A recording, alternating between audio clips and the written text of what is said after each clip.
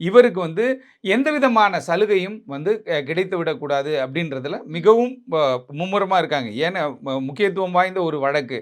அதில் வந்துட்டு இவர் நேராக போயிட்டு ஒரு 6 மாதமோ இல்லை ஒரு 1.5 வருஷத்துலேயே போயிட்டு என்ன பண்ணலான்னு கேட்டால் அப்பீலோ இல்லை ஏதோ ஒரு விஷயத்தில் போயிட்டு தண்டனை குறைந்து அவர் சிறையிலிருந்து வருவதற்கான சாத்தியக்கூறுகள் ஏற்பட்டு விடக்கூடாதுன்றதுக்காக நீதிமன்றம் அப்படி ஒரு தீர்ப்பை வழங்கியிருக்கிறாங்க. பாலியல் குற்றங்களுக்கு இப்போ இந்த வழக்கே பார்த்தீங்கன்னா எத்தனையோ பாலியல் வழக்கு நானே ஒரு 2-3 கேஸ் பார்க்குறேன். அந்த கேஸ் எல்லாம் பார்த்தீங்கன்னா வருஷ கணக்கில் இழுத்துட்டு போகுது. என்னதான் நம்ம ஹைகோர்ட்டில் போய் ஆர்டர் வாங்கி கொடுத்தா கூட அங்கே ட்ரையல் ஏற்ற மாட்டாங்க.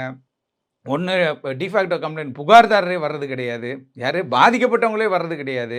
இது மாதிரியான இழுபறிகள் நடந்துகிட்டே இருக்கும். அதே போல் நம்ம இந்தியாவில் வந்துட்டு உங்களுக்கு இந்த ரேஷியோ அப்படின்னு பார்க்கும்பொழுது பாலியல் வழக்குகளை கன்விக்ஷன் ரேஷியோ ரொம்ப கம்மி. ரேஷியோ வந்து ரொம்ப கம்மி. அதே குற்ற செயல்கள் ஈடுபடுகின்ற குற்ற வழக்குகள்லாம் பார்க்கும்போது அதுலேயும் கம்மி. ஏன்னு கேட்டால் நம்மளுடைய ப்ராசஸ் பெருசு. நம்மளுடைய ட்ரையல் ப்ராசஸ் பெருசு.